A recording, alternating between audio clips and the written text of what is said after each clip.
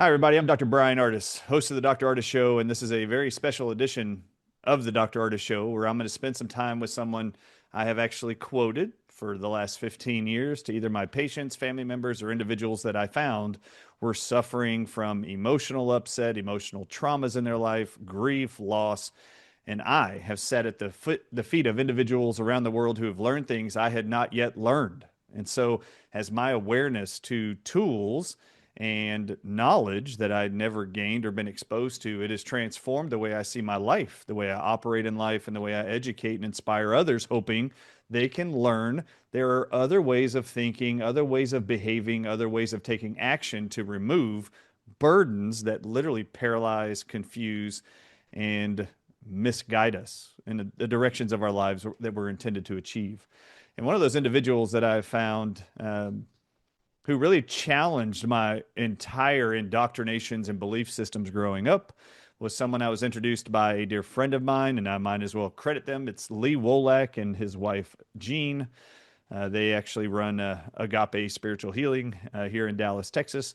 And he invited me to come listen to a guy who was coming to listen to his congregation and or come speak to his congregation. So I went and listened, and within a few days, he was doing a 3-day seminar here in Dallas, Texas. I signed up, attended that with my buddy Reverend Lee Wolak, and there were just times he would drop a statement, and I would have to block out everything he was talking and saying after that statement because his mind works 1,000 miles an hour like mine does, and he's speaking at 1,000 miles an hour. So I would just zone it out and then reflect on what he just said. Could I make sense of it, rationalize it, and see how it applied in my life? And I've said this over and over. My children now quote this statement. Dr. John Demartini is going to be our guest. I'm going to bring him on here in just a second. But he said this, and I was like, wait a minute.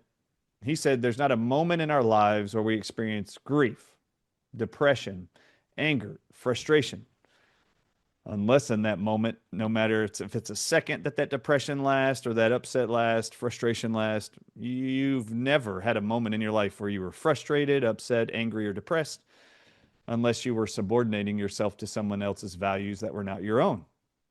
And then he kept talking, and I remember sitting there going, whoa, whoa, whoa, whoa, back up. I have to figure out if that applies in my own personal life. And it was just one aha moment after another. I have actually introduced these concepts, this reality to my children. My children to this day, 15 years later, my oldest is 25. So this tells you how young they were when I first introduced this information to them. They constantly will look at their friends and they will go like this. Well, who are you subordinating your values to and your time to that's not your own? And the people and the friends in middle school and high school are like, what are you talking about? Well, you're depressed, you're angry, you're frustrated. What are you upset about? You must be subordinating your time, your energy to someone else's values that are not your own. And this is one of the coolest things I'd ever heard. I instantly spent just a few seconds and figured out that almost every moment of my life where I was stuck in anger, frustration, or depression, it was absolutely true. Someone else had something that was a mission of theirs, a value to theirs, and I was subordinating all my time and energy to what they valued. And it wasn't anything that had to do with my own core values. But then I realized something before the night even ended. This was just the first discussion I heard him talking. I was like, wait a minute. Um, I'm not sure I know what my values are, these inherent values he's talking about. How do we know what those are? And then there were certain things I learned during the breakthrough experience of his where it was like, oh, okay, this is how you start figuring out what it is you were wired by God, by your own design, are the core values of your life. And we'll talk about some of that stuff here, but there's also some incredible opportunities, I think, here to discuss what I also learned from Dr. John Demartini, which was his fascination with a specific topic that so many people around the world right now, for many reasons related to loss during COVID-19, disfigurement, being injured with the COVID-19 vaccines, losing their job, not being able to supply their money to their families, take care of their families, travel, do whatever it is they love that were their values that they loved during COVID-19, the pandemic. Then we're only like a year and a half out, and Charlie Kirk gets murdered in front of the whole world to watch, witness, and feel. And there's a lot of people I can feel it. Those who are empaths of any kind can feel there's a very heavy moment for a lot of people around the world, regardless of what they knew about Charlie Kirk. It is a a really disgusting act that just has a paralyzing effect and an impact on us emotionally. All right, so to talk about and to introduce you to everyone, I appreciate your love, your trust, your admiration. I want to introduce you to somebody who I met years ago, and we're going to spend some time with them today. This is Dr. John Demartini. All right, how was that for an intro, Dr. John Demartini? I may not have absolutely quoted you correctly, but I bet I summarized it pretty close. Well, that's a beginning. That is Let's a beginning. let's hope I can deliver something of value now. You will. Dr. John Demartini, I want you to explain to the audiences who you are. Some people may not know who you are. I was introduced to you first by a friend of mine, a friend of yours, Reverend Lee Wolek, and his wife, Jean. I would like you to talk about your background, who you are, what it is you're passionate about, and where it is they can find you and follow you. You're an author, multi-time author. You do presentations all over the world. You travel around the world. Why? What drives you? What motivates you? And what are you passionate about? I am I consider myself an educator, a researcher, a writer, and a world traveler because I've spoken in 161 countries. And anything to do with maximizing human awareness and potential, anything to do with the evolvement of human consciousness, anything to do with living a more magnificent and inspired life to achieve what it is that's deeply inside you that you want to bring to the world. That's what I've been interested in. And anything to do with maximizing any of the 7 primary areas of life, which is waking up genius, building a career, building wealth, having a stable family dynamic, having social influence, physical fitness, and longevity, and being inspired. Those are the topics that I am most interested in. And I just research, write, and travel and teach. That's it. That's my background. But doing this teaching, November will be 53 years. That's awesome. And you look 29. All right. So now I look everybody at home, 20. I'm 71 in 2 months. So on my 71st birthday, it'll be 53 years that's living at incredible. that point. All right. So now Dr. John Demartini, off of our off air before we started this interview, you and I just started chatting and catching up to, 15 years ago when we last met. And I just happened to mention that I think the timing isn't a miss. And I think everything happens for a reason, and timing is just perfect all the time. So you are now here, and I mentioned on the intro about the fact that so many people are grieving right now, or have had a opposite reaction, even that's disgusted a lot of people, and celebrating the murder of a very influential young man named Charlie Kirk. Now, I have felt the depression. I have felt the weight of ugliness, sadness, grief, loss for the family, the kids, the wife. And then you're watching this really disgusting, it appears, celebratory reaction of a whole lot of people. And some of the things you said off air, I was like, wow, push pause. Let me hit record. I want you to dive into where you started studying grief in 1976. Go to the guy in Iran, go there again. And then the two causes for grief or two types of grief. All right, this is going to be, I think it's going to blow your mind. Everybody pay attention. I always learn every time he opens his mouth. I was surfing in El Salvador in 1976. And I just come in from surfing in the morning, and I had me a peanut butter sandwich. And I was starting to walk through the little town of La Libertad, and there was a procession of 200 people, I'd guess. And they were celebrating with colorful outfits and white and just celebration. And so I quickly was wondering what's going on over there. And I started to catch up with the group. And finally, I asked a guy, I didn't have a complete Spanish language, but I asked a guy, ¿Qué pasa? What's happening? What's the celebration? And the gentleman spoke some English, and he said, we're celebrating the death of the mayor of this town, La Libertad. And I thought, what? Most up until that point in my life, when I heard of grief and death, I saw people wear black, covering up their faces, mourning, crying, being kind of subdued, not talk. And that was my frame of reference. That's all I knew. When people die, that's what people did. And here they're doing exactly the opposite. They're celebrating, there's a party. I followed them down to the cemetery. They put the man in a little casket into the ground, covered him up, and then released a bird into the air and said his spirit is free. And they were celebrating the freedom of his spirit. He's no longer in the physical mortal body that's constrained. And people were celebrating and partying and cheering and about his freedom. And I walked away from there going, complete two opposite views about death. And here's a celebratory, and the other one is a misery. And so I started to probe in 1976, what exactly is grief? And I went and studied whatever literature I could find on it. And I found the neurochemistry of it, and I found the neurological components to the neurocorrelates of it. I found the philosophical, eschatological, theological views of it. And, what happens in the afterlife, and is there a afterlife? And if so, is it eternal? Is it transient? Is it reincarnating? Is it incarnating? Is it returning? Is it going to the sky? I mean, every imaginable, is it part of the ancestors? I looked at all the different vehicles, but I was interested in a practical tool on how do I transform people that are grieving into somebody who's now celebrating? How's that occur? What was the framework? And in my research, I found out that there are two sources of grief, only two. The perception of loss of something you seek, which in the brain, in the subcortical amygdala and hippocampus, is called prey. We seek prey, food to eat, and the perception of loss of that is a form of grief. Imagine if somebody's putting a nice meal in front of you and then pulled it away, and you're really hungry, you'd have a grief response.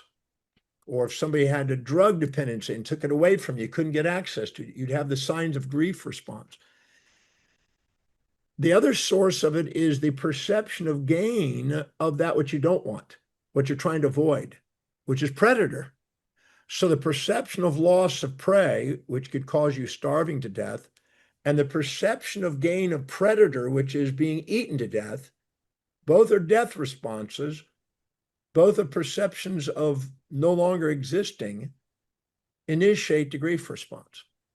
So then I looked at the neurochemistry and I found that oxytocin and vasopressin and endorphins and dopamine and that are released by the fantasies we have about people that we fear the loss of, or the fantasies about anything that we seek that we fear the loss of. If all of a sudden we had our entire fortune in our bank account taken, we'd have the grief over the loss because we are attached and have pleasure as in cephalons associated with the money, or a close loved one, a boyfriend that leaves, a girlfriend that leaves. So anything that we perceive that has got more advantages and disadvantages, more pleasures and pains, more positives and negatives, if we perceive a loss of it, we're going to have a grief response. And anything that we perceive that is more negatives than positives, or more disadvantages and advantages, and we perceive the gain of it, we can have grief. If all of a sudden our ex-boyfriend that we don't ever want to talk to again moves in next door with his new girlfriend and is making love outside with making noises right next to you, and you'd be grieving the gain of this person that you don't want to have to listen to. Great analogy. So any perception of loss of that which you seek, any perception of gain of that which you try to avoid, initiates grief. Now, when we perceive somebody that we are infatuated with, that we like, that we admire and put on a pedestal, we are conscious of the upsides and unconscious of the downsides. When we perceive somebody that's now a predator that we resent and we don't want to be around, we're perceiving more downsides and upsides. Although our intuition is trying to reveal to us the side we're ignoring and that we're unconscious of, our impulses and instincts of our amygdala are trying to dramatize them into more pleasures and pains, more pains and pleasures, and therefore we grieve or, grieve to get loss or gain of something. So what I do is I go in there and ask questions and make people fully conscious of both sides of people. So the things you admire about them, what are the downsides to it? Not disrespectfully. I don't want to make anything up. I just want you to look at what you overlooked. And if we can find the downside to what you're infatuated with, as we find the downside, for instance, when When you ask people to make a list of what they're grieving the loss of, they'll say their smiles, they'll say their conversations, they'll say, the way they cooked, or they'll say the way we walked and did things together, and when they played and they had a sense of humor. They don't ever write down, I really miss their dirty hair in the sink. I really miss their cursing at me. I really miss their verbal criticisms. I really miss the way they disrespected. I really miss the way they left the Chewed with their house a mouth mess. open while they ate their dinner. Yeah, the mouth open when they ate the dinner. Exactly. You never miss things that you perceive challenging to your values. You only miss things that you perceive supported your values. But the truth is, every human being has things you like and dislike that you can look up to and down on, admire and despise. And the longer you get to know somebody, the more they are self-evident. When you Exactly. first meet somebody, you might infatuate with them and be blind to the downside. But if you're with them for any period of time, you get to see both sides. You can ask any husband or wife that's been married for many, many years. They can rattle off the things they like and dislike equally pretty quick. Exactly right. But when they have any more advantages over disadvantages, positives over negatives, gains over losses, pleasures over pains associated with it, and that person disappears, departs, or deceases, then there's going to be grief. If I can go in there and find out what are the downsides and not make anything up, but just make them reconscious of the parts that they're overlooking and bring those into balance, the grief automatically comes down. Guarantee it. Money back guarantee. I've been doing it on 5,000 death cases in I front of watched television, this. newspaper. I I mean, watched it miraculously work in front of me in 2 hours or less. It was yeah, incredible. it is very incredible. I do it every week.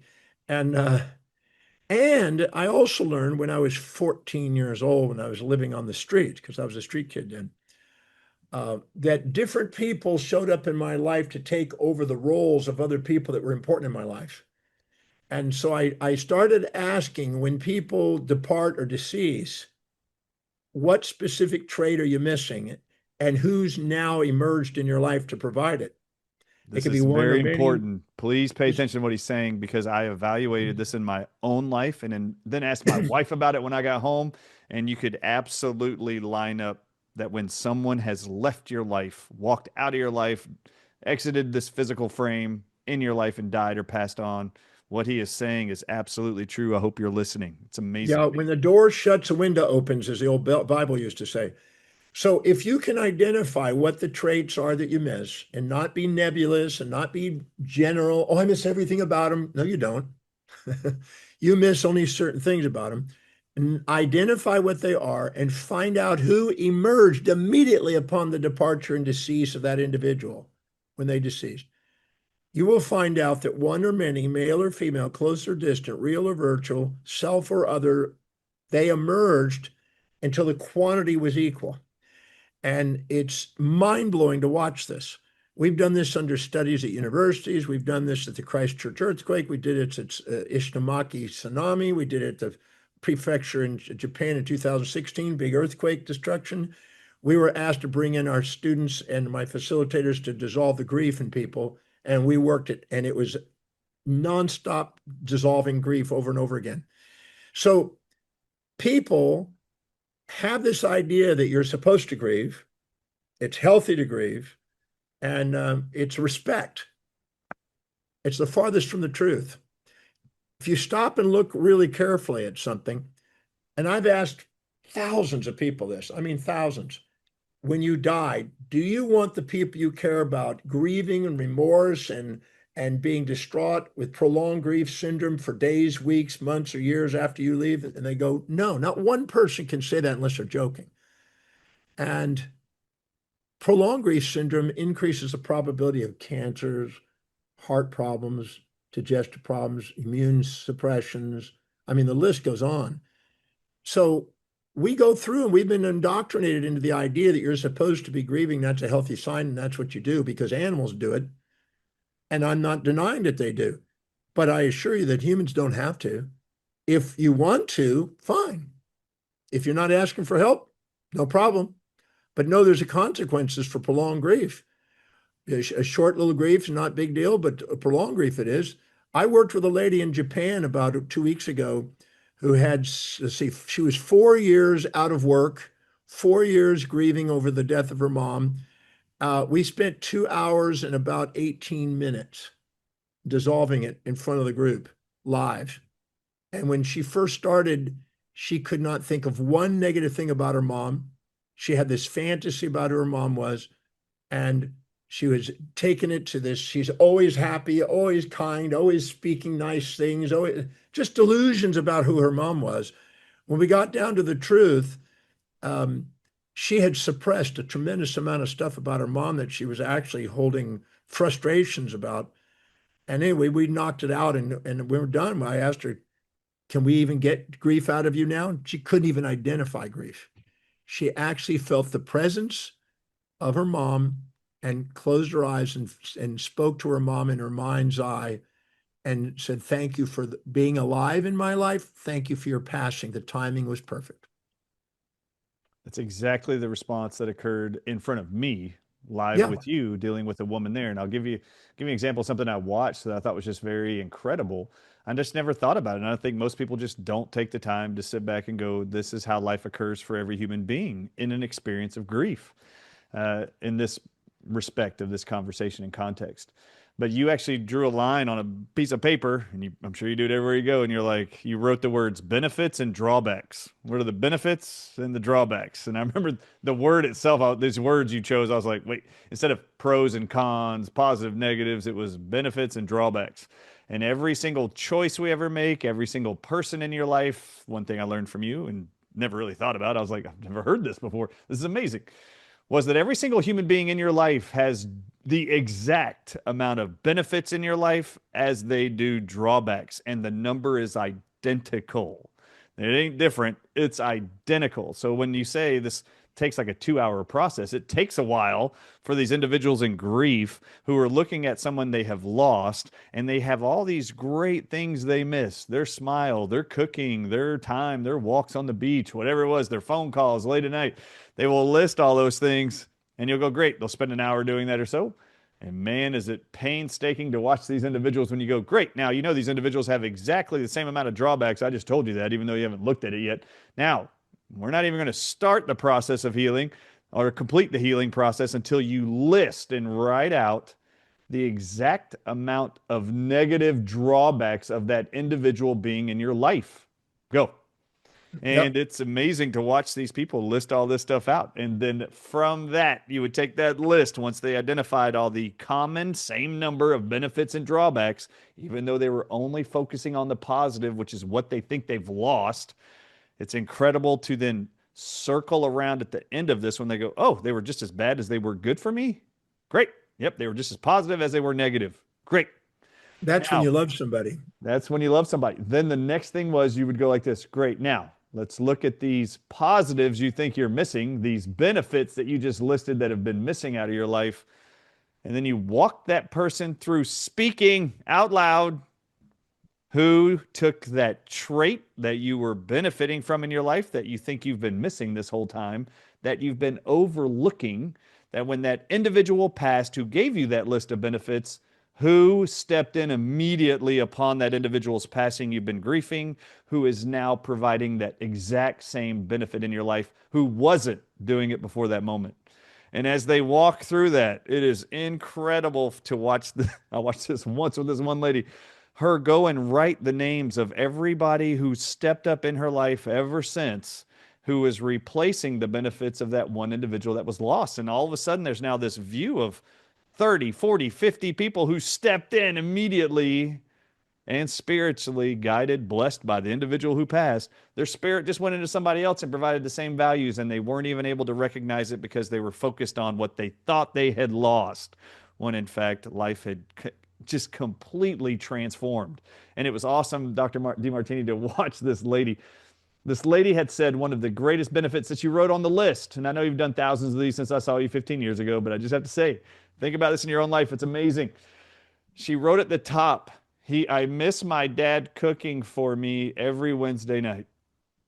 As an adult, she would go over there every night and he would cook. And you asked her, what's the drawback of him cooking for you every Wednesday night? Did he let you cook? Did he let you contribute? No. The drawback was she never learned how to cook. he wouldn't let her. Even when she was growing up, he always had to cook. He had just high value on cooking, wanted to give food to his offspring, loved And feeding her. some of the things he cooked, she didn't really like anyway. Exactly right. So she would eat all this stuff, but never would always ask, "Can I contribute and be a part of this with you in the kitchen?" No, just sit here, talk to me while I cook for you. I want to provide for you. What came out of this was this guy, the dad had died like 10 years earlier. She's paralyzed by grief, has not progressed in life, and never recognized that a friend of hers had appeared immediately when her dad passed, who she had been taking advantage of just eating from every day. And this friend of hers, you asked her, how did the benefit of your dad cooking for you all the time that you never learned to cook, how did this show up in somebody else? And she goes, oh my God, and wrote down the name of a person who now together they do cooking evenings together. And you said, great, now that your dad's gone, who was providing the food for you, but not allowing you to learn the art of cooking and the joy of cooking and preparing foods and meals, what have you learned since then, now that he's not here? And then all of a sudden, John, there was this massive aha moment. You could just see the light bulb went on. She goes, oh my God, my friend and I actually created a cookbook and we now do a local TV cooking show. I would have never done that if my dad was still alive. He never allowed me to learn the lesson. But my friend immediately took over this love for cooking, wanted her to be a part of it, and shared that love and value of cooking. And now her whole life had transformed, but never saw that was a gift from her dad passing. And just like you said, this individual in Japan, she was able to acknowledge that the passing and the time of her mother's passing was perfect. This is exactly what that same girl said in front of me. She's like, thank you for being in my life. Thank you for loving me the way you did. And thank you. This is actually what she said. I just want to say thank you for dying. Like it was like this perfect, like, aha moment. Then the grief was gone. It was over.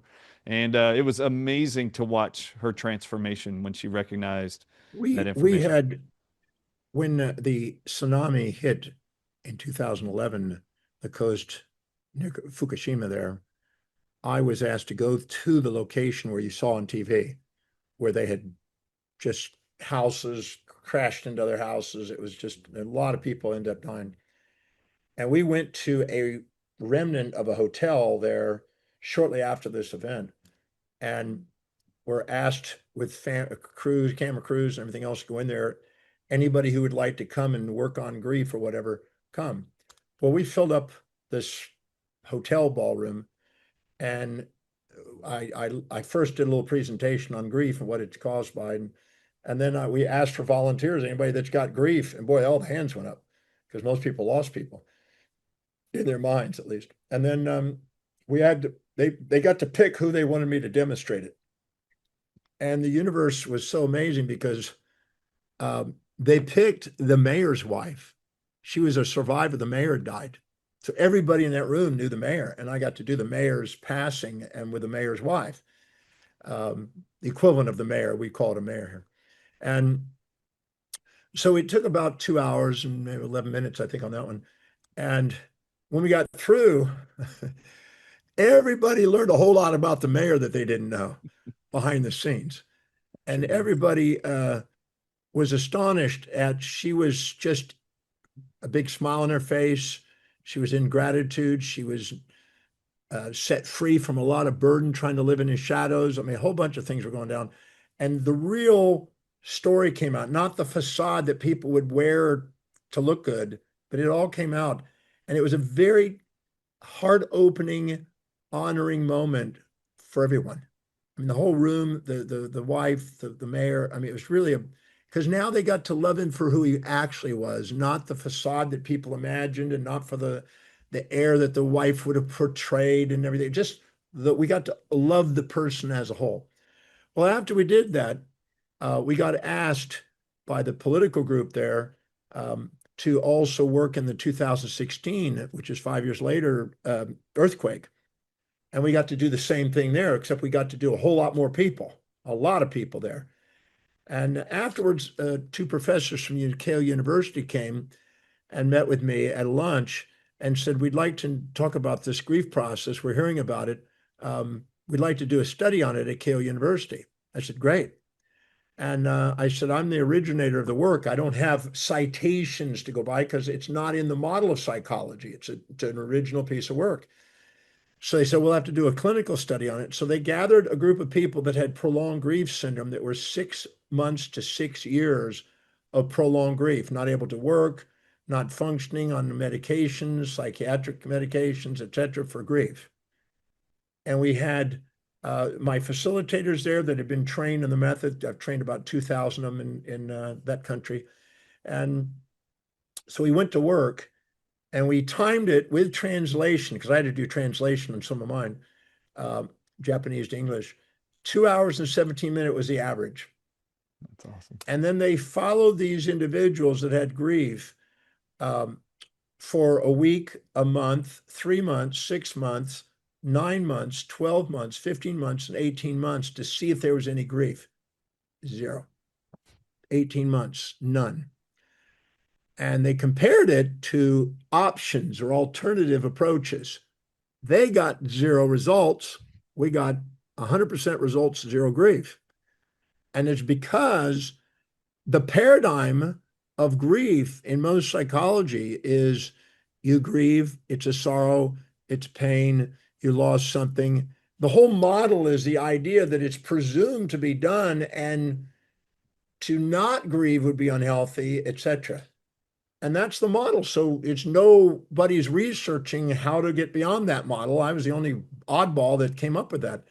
And so anyway, we got the result on it. And I just got back from Tokyo uh, yesterday afternoon. No. Yeah, yesterday afternoon. I just got back from Tokyo yesterday afternoon. I flew in. I'm back in Houston right now at a hotel. And we just got through doing it again there. And every time we've gone to Tokyo, we've been doing it. And we've got now, like I say, about 2,000 facilitators, and they all do that. And they help people with grief processes. And they do it in losses of money, losses of children going off to school, losses in death, grandparents, children that are stillborn. And it doesn't matter what the grieves are. Um, they're using it and applying the model, and it's taken traction. It's quite interesting to watch. I love it. It's a new What, paradigm. what do you call this process? And is that the breakthrough process? I think that might be different, but this Well, the grieving breakthrough process, where would you? experience is the seminar that I've been doing for 37 years. I've done it 1,247 times. Uh, but in there, I introduce the Demartini method. And there's different sections of that method. And one of them is specifically designed for grief and loss and bereavement processes. And so, that's considered a disease and condition in some cases, but I don't think that's really true. I just think that's a name for things they put a label on when they don't know how to handle it. But I just know exactly what to do and know exactly how to solve it. And it's something that's trainable and it's not that difficult. It's something that's, I mean, believe it or not, I've trained teenagers in high schools. When people went off to Iraq in 2003 and went off to the Iraqi war, there were people that were dying and killed in the Iraqi war, and people in high school, their friends were finding out their best friend just died. And so we introduced it into high school and trained some high school students on how to help people through that process. And the counselors in school were going, well, what are you doing here? Some of them were threatened by it because they go, wait a minute, it doesn't match our paradigm. I got to share this story. This is a really cool story. I was doing the breakthrough experience in Dublin, Ireland, and we had about 170 people attending that. And I had a bunch of facilitators helping me because we were doing the method there. And there was a gentleman named Gene who was attending who worked with the president, Martin and Mary McAleese and her husband, Martin, at the time. This was about a decade ago. And so he came up to me and he asked if he could follow me around working with people, just to observe it, because he'd finished his process. So he did. And he goes, there's a lot of people in this country that need to get this. And I'm going to introduce this to the president. We're going to see what we can do to finally get this into the system. And I said, great. So I came back to Ireland, to Dublin again 3 months later, and he had me go over to the White House there. They have a White House. It's slightly light green, for the leprechauns. But I'm joking. But it's light. It's the same as our White House, except it's a little bit off-white. And I met with Mary, the president, and in the tea room with her husband, Martin, and Jean, and another person that was taking and scribing notes, and one of my Ian Lawler and another one of my facilitators. And we had this discussion about what to do. And they set together a pilot study, and they wanted to know, well, let's see what you can do. So I came back about 3 months later, and they had the pilot organized, and I did the breakthrough experience on the weekend. And on Monday, early in the morning, at like 4 in the morning, we drove up to Belfast. We got there about 6, and we had some breakfast. No, we got there, yeah, about a little after 6. We had breakfast. Now, my program, the pilot, was starting at 8. They brought in 3 women whose husbands and sons were killed by the bombings and killings up in Belfast, and the 3 men that killed them. Wow. So they had 3 men that killed the wives, husbands, and sons, and the 3 women. The 3 women had 3 nuns and a psychologist with them. The 3 men had prison guards, and there was media there, and there were 2 other facilitators of mine, plus Ian and Jean were there, and some media there. And I didn't have but a full day to do this, so I just said, let's get to work. I didn't do a lot of explanation. I just got out my Demartini method out, and I started them to do whatever they resented in each other. So I took the women, and they wrote down the thing they resented in these men. And then I took the men and what they resented in the husbands of these women that they killed, or sons that were killed. And I took the biggest resentments, and we did the Demartini method, and we dissolved the charge. And because there was only 3 people there, I got to work intensely, and my 2 facilitators, we got to work individually. So it really sped it up. If I would have been by myself, it would have probably taken the whole day. But we really got to work, and we went back and forth between them, and we helped them. By 1 o'clock, the energy in the room had completely shifted. Completely shifted. When you walked in, you could put a knife in there and it would just sit there like dense. I mean, it was thick. You can imagine you're in a room with about 10 feet away from the guys that killed your family. It's a very intense energy when you walk in. And when we finished, there was a lightness in the room. A lot of the energy had already dissipated. We went to lunch, and we came back from lunch, and I decided to do the grief process. I took the woman whose son and husband was killed. I decided I'd do, because there were 2 of them. So I brought her up in the front of the room, and I got my flip chart, and she sat in a chair. You know how I did it there in probably Dallas. It was. And I just methodically went through the process and identified everything she admired about her son and her husband that she was grieving the loss of. And we listed them all. We found out who was providing that now, since then, and quantitatively all the way through. What was the drawbacks of the husband and son's behavior? What were the benefits of the new people now taking it on? And we just neutralized it.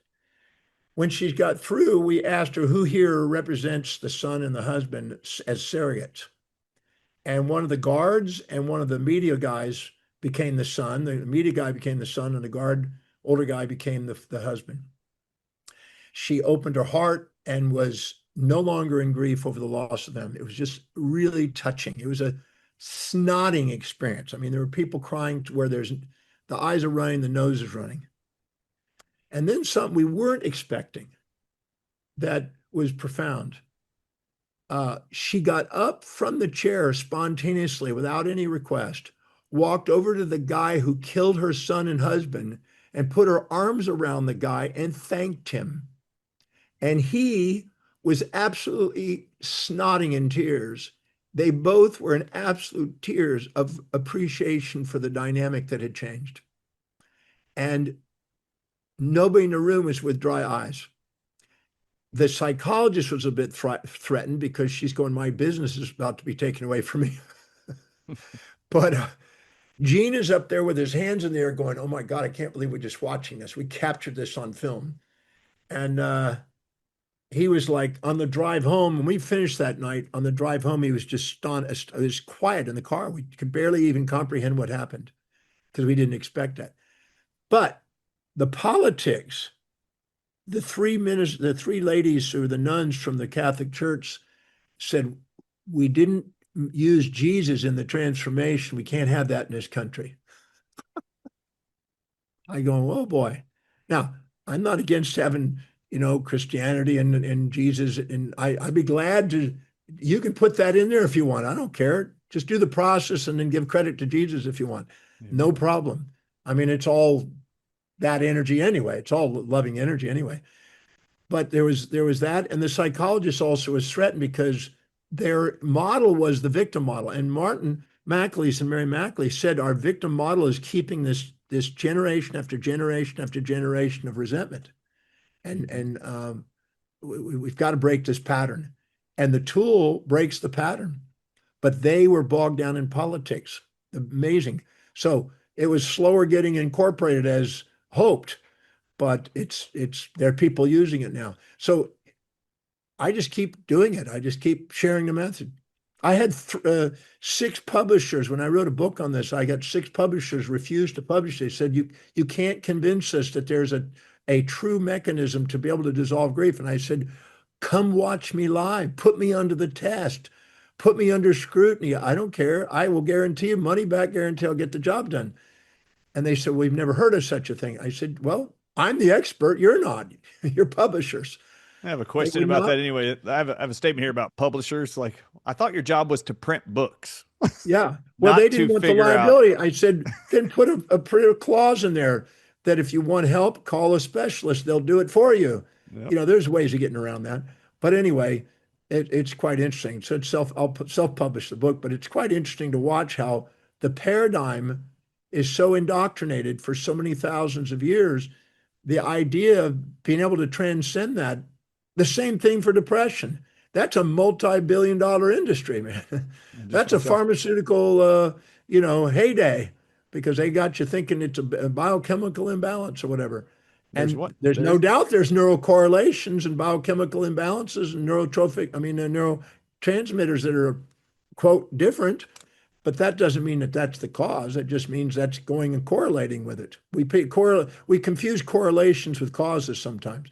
And all I know is that I can take those individuals that are supposedly having biochemical imbalance and rebalance the chemistry right in front of your eyes. I did it at Prince Edward Island University. I had 3 university psychology departments in an amphitheater filled completely brim, and did a demonstration on there. And they still had difficulty comprehending it. One of the professors said, "Yeah, but will it last?" I said, "Well, you follow it for the next 2 years and see." And they still had difficulty because it doesn't match the paradigm that most people are stuck in. it's very true. So I I love just it. keep plugging away and just keep getting more thousands of people involved in it. And eventually it reaches a critical threshold. You know how it is. I love it. Now, before I ask about references for people to follow and learn more from you and sign up to have some of these sessions or facilitators do this for you and for them that are seeking, I want to kind of remind people here that in this discussion, some of these are new ideals, obviously, that are challenging to politicians, to psychologists, to psychiatrists. It just doesn't fit their indoctrinations and paradigms of thoughts. That's okay. It still works. Well, So it's I just want yeah, I it want to is. tell everybody. Oh, Charlie, you brought up Charlie. I did. There was a lot of people that really admired Charlie. And all the people that admired and looked up to Charlie are going to have remorse and grief. There's also some people that resented Charlie. Some of the radical Islamic fundamentalist and liberalist, they didn't like him. They're not grieving. The people that liked him are. There's actually people right now that are going, thank God he's dead. They're the ones that didn't like him. Yep. The other one, they said he's got bad karma there. He got his karma or whatever, that kind of stuff. So when you're the people that didn't like him and didn't like his ideas aren't grieving. The people that did and put him on a pedestal are massively grieving and showing, support. And that's the polarity of life. The more you make a difference in the world, the more heroes and villains you have, the more you'll have grief and relief simultaneously. When Soleimani, the German, I mean, not the German, the Iranian general was killed by Trump, we in America, I don't say me, but I mean, the Sure. Americans saw him as a villain, as a terrorist, and they celebrated his death. And go, what a relief. We got the terrorist gone. 5 million people out of Iran came out and grieved his loss. They had him as a hero. So anytime you make a hero out of somebody, you're going to grieve their loss. Anybody you make a villain out of it, you're going to be relieved of their loss. It's your ratio of perceptions determine the outcome. It's not the death of the individual. The death of the individual is a neutral event. How you perceive them is going to make all the difference in the world. And you can change how you perceive them. And if you do, you know, you have the power to change your perception, decisions, and actions in life. All I do is train people on how to do so they can not have things on the outside run their life. They can run their own life. Exactly right. And I want to remind you all too that when you started out this conversation about grief, that there's not a single person you've ever met or asked of the tens of thousands, maybe millions you've talked to physically. No one's ever said, "I want when I die for everyone I've ever had a positive influence in or spent time with to be paralyzed from grief and never experience joy in their life ever again." But so many people do that. That is No, not what the people no, who you know what leave they this want? world want for you. You know what they want? They want if I was to die right now, right? And I'm sure there's somebody who probably want me dead, and there's other people that wouldn't want me dead. Um, if I was to die, I would want the people I care about and love to live their life to the fullest. That's it. Anything other than that seems a bit odd, don't you think? You want them to Yes. live their life to the fullest, have fulfillment. Amen. I don't know. I don't have this idea, oh, I hope that they're grieving for the next 6 months or years. To me, that's kind of disrespectful. I'd want them to live their life to the fullest and know that life is a term. We only have so many years in our life. There's some people out there with fantasies that we're going to live indefinitely, but right now, globally, universally, and globally across the world, 72 years is it. That's the average. You got some dying in their 40s, you got others dying in their 80s and 90s and hundreds, but 72 is an average across the world. And that hasn't drastically changed, really, as much as we'd like to think it has. It hasn't drastically changed. And what's interesting is, uh, okay, maybe we'll get it to 80 or 90 or something like that somewhere, but it's not going to go forever. You're going to die. And maybe so. I love what Elon Musk said, that if we didn't die, the fossilized people wouldn't be able to keep up with all the changes. I'm having a difficult time keeping up with all the changes with AI and electronics and IT and I mean I'm not you, but I'm 71. I'm having a hard time keeping up with it all. And Amen. so in the process of doing it, my fossilization is is going to slow down the growth process if I don't let the young people come in. So I think that's not a bad thing to have a to move on, unless you can keep learning and keep addressing and keep it current. Amen. So there, Elon Musk said it really bluntly, and people gave him hell about it. But the reality is that we not may not be wise to ever live forever. Very Just true. like a building, if a building lives forever, there's no rejuvenation of a city. You got to redo things and rebuild things and restructure things. The world does it. The forest. If you study the history of a forest, you'll find out it was grass and desert and grass, and then it was tundra and grass. It goes to a stage, and then trees, and then it goes back to desert. It cycles. Yep. And I think that we got to honor both life and death. Our entire existence is life and death. We have mitosis, apoptosis, reduction, oxidation, build and destroy, neuroplasticity, osteoplasticity, myoplasticity. Our societies rise and fall. I mean, instead of living in a fantasy that we're supposed to be one-sided, I think it's wise to embrace both sides of life. And life Amen. and death are two sides of life. And really, when you think about it, this is going to sound probably bizarre, but when you get married, I jokingly ask people when you're married, how many of you think that your spouse is both killing you and saving your life? They all put their hands up. They all do. Life and death. It's a life and death situation called marriage. Yes, that's right. All right, so John, I actually asked you, thank you for all that, and then we're going to do some references for yours, but I have a question outside of your own writings. I actually submitted this question. I was like, make sure John has this question ready. I love learning. I love reading. I've learned from you, and I love learning from you and reading what you've written. What is a book that you would recommend to people that changed your life? Well, I tell people when the people ask me what books do you recommend, I tell people to go and get Mortimer Adler's Syntopicon volumes 1 and 2.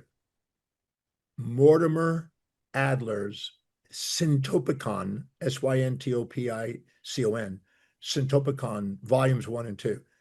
It's a PhD on life, I've and it never is read it. I will get it. it, it's a summary of the greatest minds over the last 2,700 years discussing the most important topics for existence. That's an awesome reference. Thank you very much. I look forward to now buying that. I've never even heard of it. I can't wait to go read it because I love learning and studying. All right, now, Dr. John Demartini, what is a book you've written that would help people start to grasp the grieving concepts as you have actually laid out for us today that you've learned and applied to so many lives? Is there a book you've written about the grief Demartini method? Maybe it's even called that, that you Well, could recommend people, and where do they find it? there's a number of books. One of the books is called The Heart of Love, and it has a section on there, the grieving of loss of loved ones. And it's simplified a bit for the general populace, but it introduces a bit of that. But it's called The Heart of Love by Dr. Heart of Demartini. Love. Very good. There's also the essentials of emotional intelligence and the resilient mind. The resilient mind addresses it also. Awesome. Those two. Very And good. there's also the values factor. So those are four books that all kind of cover some of those topics. I love that. But the book that's on grief, I haven't published yet. Good. All right, now I have a question. Where, if someone wants to participate in events or know where you are in the world doing different activities, speaking events, breakthrough experiences, the Prophecy, I think, is another one of your events. I'm not sure if you still do that, but I remember learning about that when I was here in Dallas with you. Where can they learn about more about where you will be, and where are your facilitators in doing presentations around the world? Well, I could be anywhere. Like I said, I've spoken in 161 countries, but I am online. Next year, I'm going to be more online than I am actually going to be traveling a bit because I'll be on my ship. You know, I live on a ship. And so I will be doing things in all different time zones around the world, the breakthrough experience. But if they just go online to my website, drdemartini.com, they can start browsing and they can start educating. There's enough on there to keep busy for at least a life. Amen. Dr. DRMARTINI.com. No, Demartini, Drdemartini. Make Yeah, sure we spell otherwise it I out for miss. those that are just listening. DRDEMARTINI.com. Yeah, that's it. Very good. Yeah, All because they'll right. look up Martini and then they won't find it. They go, well, I don't see this guy. Nope, Dr. Demartini. Interesting. The person that runs all my companies, her last name is Martini, short of DE, but her last name is Martini. It's quite funny.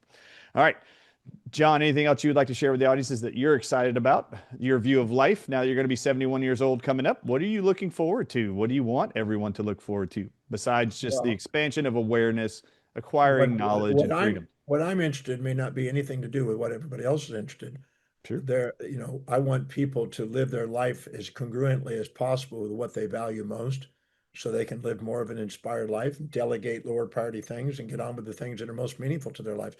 I continue to do the same thing. I'm going to research, write, travel, and speak because that's what I love doing. I delegate everything else. I haven't driven a car in 35 years. I haven't cooked since I was 24. I don't do anything other than teach, research, write, and travel. That's my love, and that's what I do. Yep. All right. So one last thing before we go, because it hit me earlier. I want to make sure people watching this, because I know you, I've sat with you, I've learned from you, I've watched this work in someone's life. Personally, it was miraculous. But in the story you told, which brought tears to my own eyes, and I wasn't even there in Belfast, with these women who lost their husbands or sons or both, and in front of the individuals who had committed those horrific actions, for the one woman to stand up, walk over, and hug that individual and thank them. I want you to end this conversation with explaining as best you can why, because I don't know if anybody's ever is grasping this without actually watching this happen in front of them, if they've gone through the Demartini method for grief like you've done. I don't think they're going to get how a person would go from paralyzing grief and loss of these people dear to them and one they created, their son. How could they possibly realize there's a moment of gratitude and go hug the person who did this? What is it that comes out of the release of the grief from the Demartini method that would ever get someone, like we've already hinted at twice here in this conversation, three times actually, where an individual speaks out loud, thank you for passing, thank you for killing my husband or my kid? How can you possibly get to that moment? What is it about the Demartini method, the release of the grief, the realization that there were just as many drawbacks as benefits? What is it? I know what it is, and I hope you can articulate this because of what I'm thinking, there is a transition where the benefits that came from those individuals are transferred into other people in your life physically, and your life expands. But can you speak to that? Because the moment these individuals realize it, there is a moment of gratitude. I've watched it, like where they go from cursing God for taking someone that they only saw benefit from to, oh my God, thank God my life has expanded now with new opportunities, whatever it is. Can you please explain where the gratitude comes from in these moments? Well, in this particular case, as we were doing the grief process, we uncovered things that was not on the table, that the psychologists had not really grasped, the nuns had not grasped, the public had not grasped, because one of them was a very public figure. The lady that lost her husband and son was all over the news, and kind of a poster child for the grief process, or for the the killing. She was with a marriage with a husband who was highly aggressive, uh, drinking a lot, very, very violent, very angry, very demanding, and was sort of a disempowered, trapped woman who also had a son that was getting in trouble, even with the law, was following the footsteps as the husband, was not very respectful, and she was always kind of having sleepless nights worrying about what's going to happen with the police. So the fantasy that she had fabricated when the grief occurred, when we got down to what were the other side of the equation, revealed complete opposite, equal and opposite. Just like Newton's third law, for every action there's an equal and opposite reaction. Well, that was going on. So when we got all that on the table and brought some of the things that she admired about them and found the downsides, and then found things that she disliked about them and brought them up to the surface to kind of balance the equation. So she was not living in a fantasy about who these people were. She was grounded in both the realities of both sides, and took him off the pedestal to put him in the heart, because he was in the heart. But the fantasy of who he was that she fabricated, that she was getting secondary gains from, because when she ended up having notoriety and getting on news and stuff like that, she was getting secondary gains out of the misery. She ended up meeting a new man who had a better income, with a nicer lifestyle, nicer home, already had 2 kids that were more manageable. She's now known in her circles because she's in the media. Her life upgraded. Now, she can't demonstrate that publicly and make a big deal out of it without losing her position as the poster child. So this whole thing came to the surface, and all of a sudden she realized, in her perspective, she was actually in her mind praying for some sort of a way out of this dynamic with her husband and son. And she saw the man actually gave her the freedom to get out of a situation she was trapped in. Now this is just one case. Every case is different. Every case is But this different. case was pretty interesting. And so when she went over there, she realized that she's alive today and sane and functioning in an upgraded life and home and lifestyle and notoriety and somebody of substance, and people listen to her. There's an elevation in her position in life as a result of that man's actions. That's why she went over there and hugged him and thanked him, because it all came to the surface. And she thanked the husband and son for doing exactly what they did, and saw the perfection for her to go to the next level in her career that she wanted. So sometimes we don't ever say that. We can't. Oh, what would people think?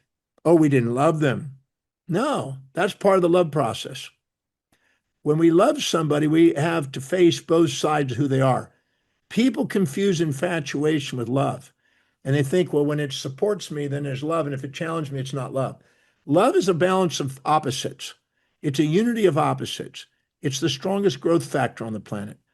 And when we can actually get to embrace both sides of somebody and love both sides simultaneously, and don't put people on pedestals or pits, but put them in a heart and have reflective awareness instead of deflective ideas that they're better than us or worse than us and judge them and stuff, we liberate ourselves from a whole lot of emotional drama. And that's all I'm trying to do is trying to help people see the whole. I don't want anybody to make up any answer. You never heard me ask, now make up an answer. I said, look until you discover what was there that you overlooked. And when they discover that and they balance the equation, there's a state of grace, a state of awe for the perfection of what's happened. And that's what I want people to know. I want them to be able to love their life as it is, not keep comparing it to what it should be or supposed to be or got to be or have to be or must be according to what the moral hypocrisies that they've been indoctrinated by about how life is supposed to be. That's the subordination to outer authority that we were talking about.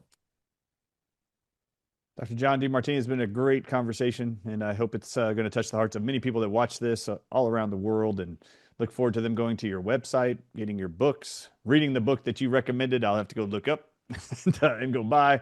I'm looking forward to that, but I appreciate everything you've done for me in my own personal life, helping me free me from the bondage of disbeliefs, disinformation, indoctrinations that I've taken from everywhere you can imagine.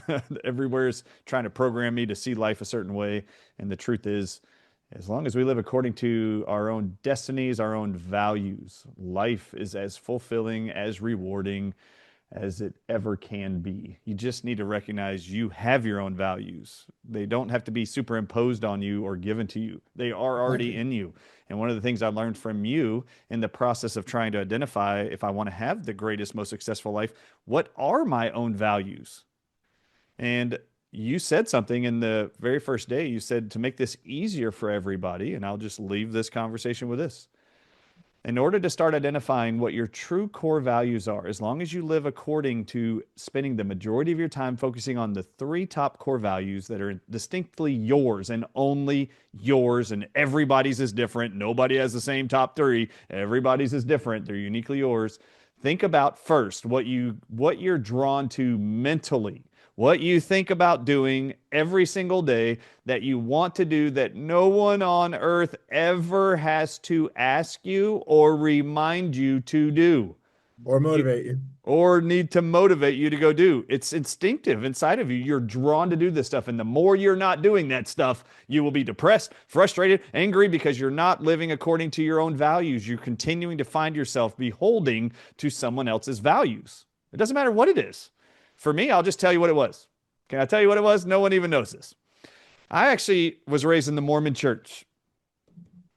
And in the moment I sat in front of you and you said, anytime you've ever been frustrated, even for a second, for a minute, for an hour, for a week, for a year, if you've been angry, upset, frustrated, depressed, you are subordinating yourselves in that moment, week, hour, day, whatever. You're subordinating yourself to someone else's values that are not your own. Period. And I was like, wait, whoa, hold up, man. I've got to let that one sink in. Let me digest that statement. And then I sat there while you continued to talk here in Dallas, and I was like, wait a minute. Now, this is outside the breakthrough experience, everybody. This is just me listening to him do a lecture. And I remember sitting there and I was like, when have I been the most angry and for how long? Like, longest periods. John, you don't even know this. I never told you. I never walked up to you and said, oh my God, what an aha moment. But people that are very close to me know this. I went on a church mission for 2 years, just like every good little Mormon is raised to do, particularly males between 19 and 21 when I was younger. Now it's 18 to 20. But at 19 years old, you're expected when you graduate high school to go on a 2-year mission for your church.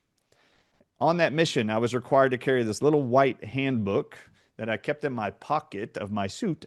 And I had to every morning read the rules of the mission for every single day. I'm out there for 2 whole years. I had to read them out loud to my companion. He had to read them back to me, and we had to just, say our prayers, read our scriptures, and go.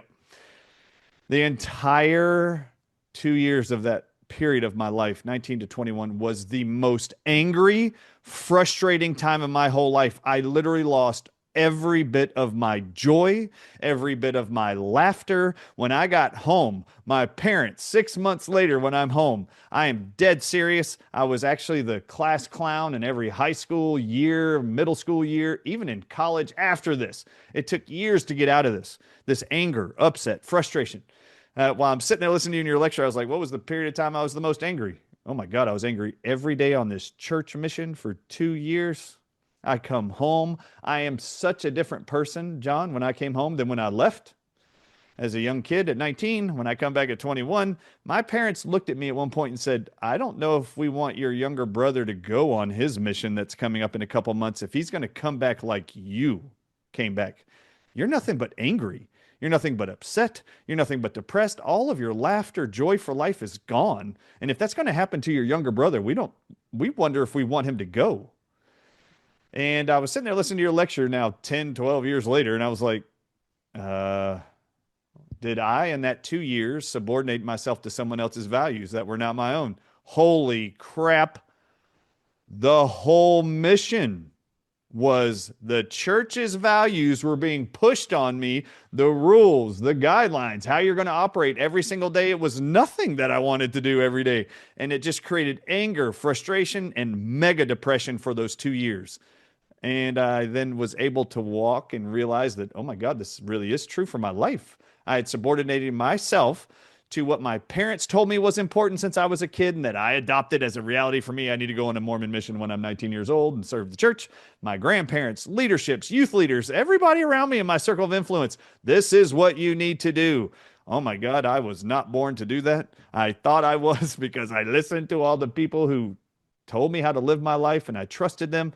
But man, when I actually was going against my own core values, it led to the most frustrating, upset time. I really lost myself. And that's what I realized sitting in front of you. And I was like, oh, wow, this is very true for me.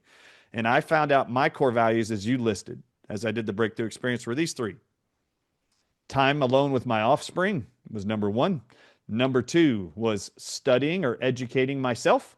Number three was teaching others what I have learned. So as long as I'm learning something in any moment of any given day, from a podcast, from an audiobook, from a human, from a book, whatever, as long as I'm learning, I'm happy, man. I'm living my best life. If I'm teaching, it's even better. And if I have time alone with my kids, my family, it is just, there's nothing more rewarding to me, period. And I'm never happier.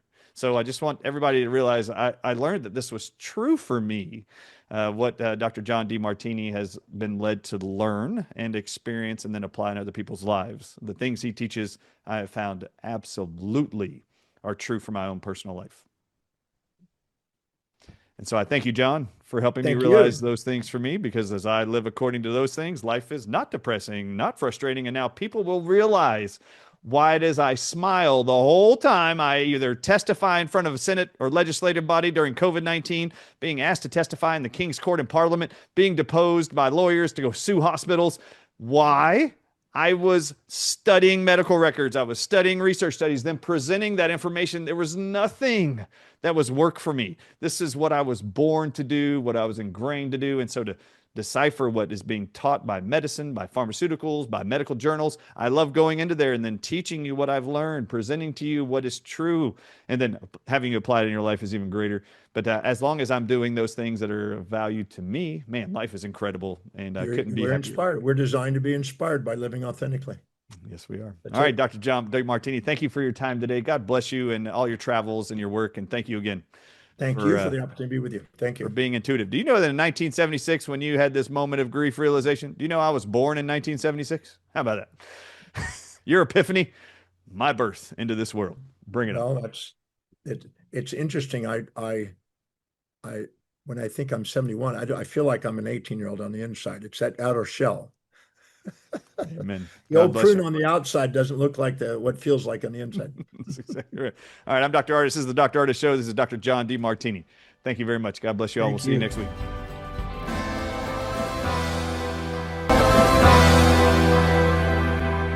Disclaimer.